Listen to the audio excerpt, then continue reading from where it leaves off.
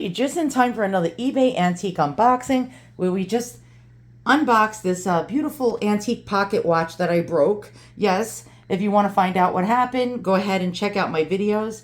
We have this Bohemian antique Moser glass where we just did a video about that. Now we're on to the next item that I got from eBay. My videos tend to be long, so if you're the type of person that can sit around for a while, please do. Get a chair and we'll discuss also like eBay techniques, eBay, like about auctions and so on and so forth. So this, I'm not even sure what it is. I'm trying to get it open. I don't want you crack maniacs to see my address. So I'm like soaring away at a spot where I can get into it. So that doesn't have to happen. All right.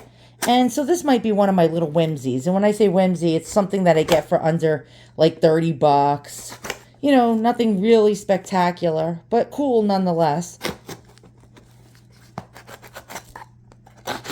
Okay. All right. I think we're in. I think we are in. It looks like we're getting in here. And I usually, when I bid, I don't like bidding, by the way. eBay-wise, I hate bidding. It's too stressful, especially when there's something you really want. And I really like it when sellers do make offers. When they have the make an offer or buy it nows. I like that a lot better.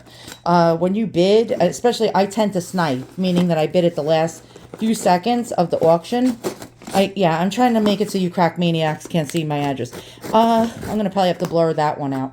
But, I don't like bidding. So, generally, I try not to. But when I do bid, I go in at that last few seconds and I try to, outbid them all.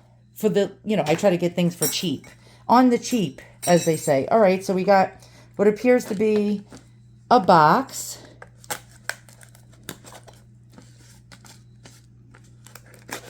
And I don't even know which item this is. There's so many things I ordered. It's moving around in here. All right. Oh, okay. All right, I know what this is. Now, this I had hopes for, okay? I won this. I think I won this for...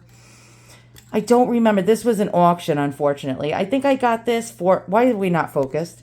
Okay. I think I got this. I'll have to look. I know it was no more than $30, okay?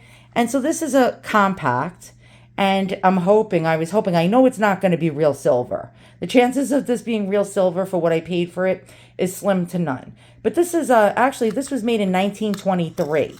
So these are little finger rings. And so, women had much smaller fingers back then. And this would just dangle from your finger. And you would carry your makeup in it. And this is an early version of an Evans. Evans manufacturing company.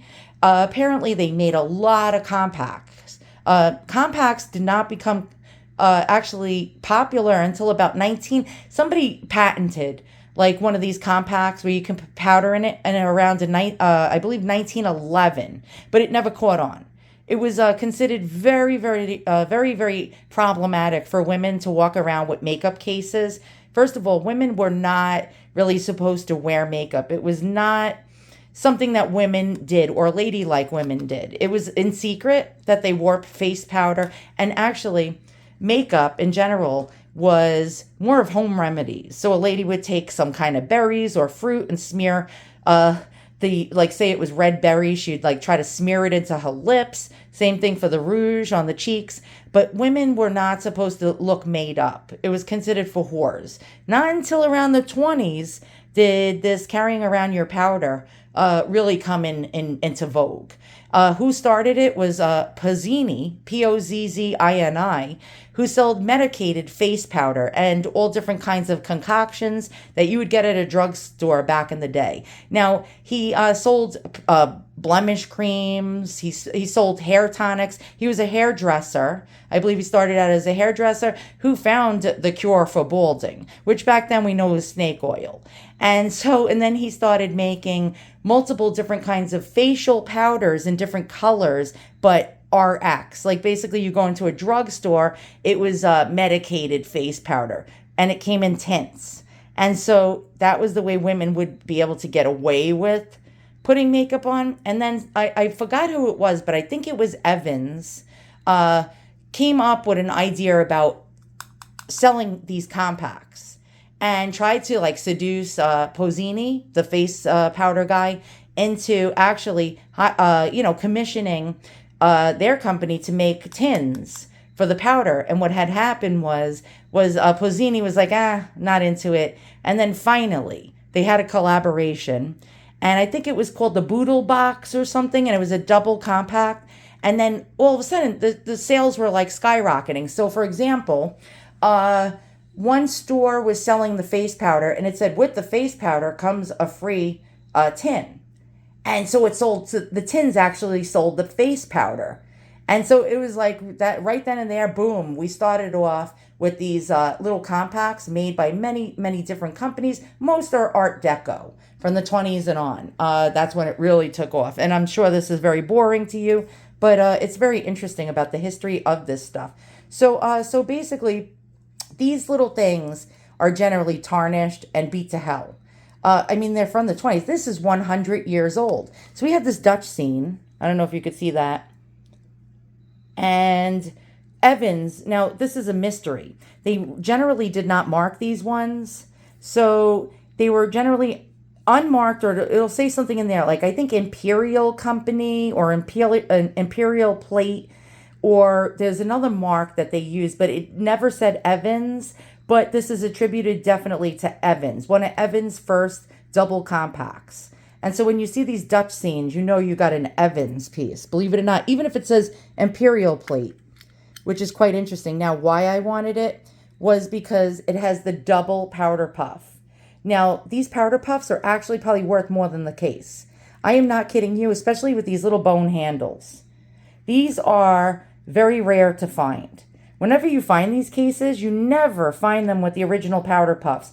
It is so rare. That's why I wanted them. Now, the powder, of course, is long gone. It looks like it wasn't even really used. I don't see really just a little bit of pink on here. But I don't even think this was used very much. Yeah, this one wasn't even used at all. And so these would come now, before these tins came in popularity, they would have loose face powder. Like Posini even had the loose face powder. And it was very messy to carry around in these little miniature tins. So that's when they started to make pressed powder. And so they would sell these little cakes that were pressed, so it wouldn't like get really messy and go all over the place. So every time a woman opened up one of these, there wouldn't be an issue with the powder spilling all over the place. So this is very, very cool. I'm trying to see if there's a marking. Now let's zoom in as much as we can. And it does say something. It says Sheffield Plate. Yes. Okay, the first ones that were made by Evans in these Dutch scenes were marked Sheffield Plate. This is an earlier version. And then after that came Imperial Plate. So we know we got an earlier version, 1923. So this was patented in 1923. Now in 1923, I'm wrong. 1921 to 1923, these were made. So this is 1921, only made for 2 years. So wait, 1921 to, these were only made for 2 years with these double little powder compacts. Really cool. I think I could even find the patent for you guys that I'll show you. Now, it says Sheffield Plate. You know what that means? Basically, it's silver plated, not real silver. Can we get this clean? Now, this is a problem. A lot of, this plating wears off over the years. So are we going to ruin it with, my silver polishing? I go with a rag with, like a silver polishing rag with, what's that stuff? Oh, Simichrome. With a little Simichrome. Can we make this gleam? All right, so look at it now before I ruin it, and I'll be right back. You can get these rags on Amazon. They're really, really cheap. A buffing side and a polishing side. It comes with the metal polish built into it, but it's never really enough. So I just take a little Simichrome, which this stuff is like liquid gold. Like a tiny dab will do you. You don't want to put too much. And then you're going to do a spot that's more inconspicuous, just to make sure, you don't ruin it. All right, so you're going to find a spot that you wouldn't really look at. So we're going to go with a seam. We're going to see if this is okay for it. And as you can see, look at the filth that's coming off of this, and this is really cleaning up nicely, which surprises the hell out of me, to be quite honest. Okay, look at that. Wait, can we focus? Oh my God, never get a Samsung S22 Ultra. There we go. All right, I'll be back. I'm going to be cleaning this, and we'll see if we can get this blackened tarnish off of it. Okay, so with a little Simichrome, which isn't as abrasive as most cleaners, this cleaned up and shined up like a new penny. I'm not kidding you. It is so shiny. By the way, look at these little bone handles. Just for one powder puff like this, it's like worth between $40 and $75. I'm not kidding you. People look for these to actually replace in their missing antique compacts. And so these alone are worth, probably pays for this twice, okay? All right, so look how clean this got. Do you see that? Wow. Okay, it looks like it was never used. Look at the shine on this, the incredible shine. I even cleaned the ring as well. So yeah, this is, okay, this is like an amazing find now. Okay, this just turned into a really amazing find. Yeah, I don't want my face on camera. There we go. Look how I just like lightly cleaned the interior of this. I didn't clean it by a lot. All right, we're going to put this back in. We're going to check out that patent I was telling you about. And again, look at this, okay? This is just absolutely amazing. The ring is all cleaned up as well. And so now we have this really cool dance purse. They call these also Tango purses. I don't know. I guess because they used to do the tango. That was like a popular dance around the time these were made. And it's really cool to have these things dangling from your finger as you're dancing. Can you imagine that? That would be like the coolest thing ever, right? All right, so, all right, let's check out the patent on this and find out like more information about these Evans little dance compacts that are really amazing. This one now has, like at first, it was a rusty old barnacle, like a total absolute piece of junk. And now look at it. There's the man behind the face powder, Posini. Posini's medicated complexion powder and the whole kit and caboodle. And there we go, 1899 advertisement. And here's another advertisement from 1863. He was a wig maker also. Pozzoni. I was wrong. I thought it was Pozzini. Complexion powder, which was a ruse for makeup. Because women weren't supposed to wear makeup, so they would say, oh, I have a blemish problem. Just so they can wear his tinted powders. There we go, Pozzoni's medicated complexion powder. And here's a monument in his name. And he used to sell loose powder like this in cardboard containers, you know, nothing fancy, or in wooden containers. And there we go. And here's an ad for his face powder with powder puffs. Isn't that really cool? And this one is 1880s. Really cool. Let's now there's Anna Held. She was from the Ziegfeld Follies in 1890, doing an advertisement for Pozzoni, which trying to get women to really accept that makeup is okay to use and not whorish. Although a lot of people thought that she was like, you know, sort of a loose woman. And there we go. She was a beauty though. And now this guy, George T. Power, he's the Scoville salesman who invented the gold puff box. So in 1894, George T. Power was a salesman working for Scoville Manufacturing Company of Waterbury, Connecticut. And he tried to convince Pozzoni to use a giveaway with their face powder. Following an initial rejection, Power sat down in the Planters Hotel in St. Louis and designed a powder box. He then organized a local lantern maker to put together a prototype and presented his revised proposal to Pozzoni's.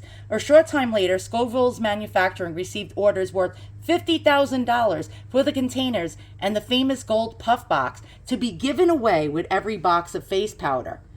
This was the start of the long relationship between, now this is not Evans, between Scoville and Pozzoni. And it says, while Scoville's gold puff box does not really qualify as a vanity case, its impact in sensitizing women to the convenience of having a ready supply of face powder in a separate container is worth bearing in mind. The puff box was also important in demonstrating to the powder manufacturers that a container could help sell powder contents. Really interesting. And mass-produced vanity boxes and compact cases were made to sell the powder, nothing else. And here's the powder box, 1895. And here's the Scoville Gold. Really cool. And let's check out, here's our design, patented in 1912. I was wrong. This is the puff box. And here we go. Here's Pozzoni's. This is the first little container or compact that was ever made, 1912, the Puff Box. Was sold with a wooden container of face powder, a small cardboard rouge box, and a chamois cloth. Here's a design, 1915, for none only than Pizzoni's compact complexion powder container. This was the Boodle box in 1915.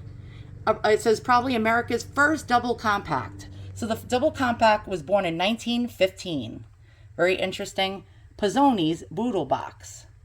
The Evans compacts with the help of the Providence of the Dutch. So people couldn't figure out who was making these Dutch type of compacts between 1921 and 1923, and it would say like Imperial plate or Sheffield plate. We turned out to find out that it was from Evans. Evans made it, and I think there is, yes, here is the patent dated 1920 for the double compact that you see in my video. 1920 it was born. And here's the first one that came out, circa 1921. And we got this one also. John Teal was one that, it was called the John Teal case, 1922. Very interesting. And then there we go, there's ours, 1921. And we got the Dutch scene. And look how filthy dirty it is, nothing like mine. So the Dutch theme was used in every type of early Evans case shape in 1921 to about 1923, and that was it. It disappeared. There's the Dutch scenes. So you see in compact history right here, found on eBay, and I'm going to just look up really fast how much I paid for it. Look at this. Look how this gleams and shines.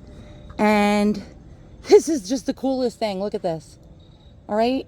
We got it nice and clean. We got the windmill. We got the sky. This is so Art Deco. It's not even funny. We got boats. We got water. We got the wispy clouds. And yeah, this is compact history, baby. Now that we can date this to 1921, between 1921 and 1923, what price would I put on this? Well, I wouldn't let this go for less than $150 to $250. And you might say that's highway robbery. I only paid, by the way, I found out I only paid like $21 for it. Not bad. I got into like a little bit of a bidding war, but I sniped it with the, I think 5 seconds left in the auction. People didn't see it coming. They thought they had it in the bag, and I beat them out. And it wasn't listed in a really good category in the first place. So that's why other collectors who know this didn't spy it with their little eye, thankfully, because I don't like competition. I really don't like fighting over things. So here we go. We got the double compact. And now you know if you see a Dutch scene, it's by Evans. And they were mass produced, but they were made with a really interesting history behind it in mind. So thanks for watching. See you guys all soon, and so long.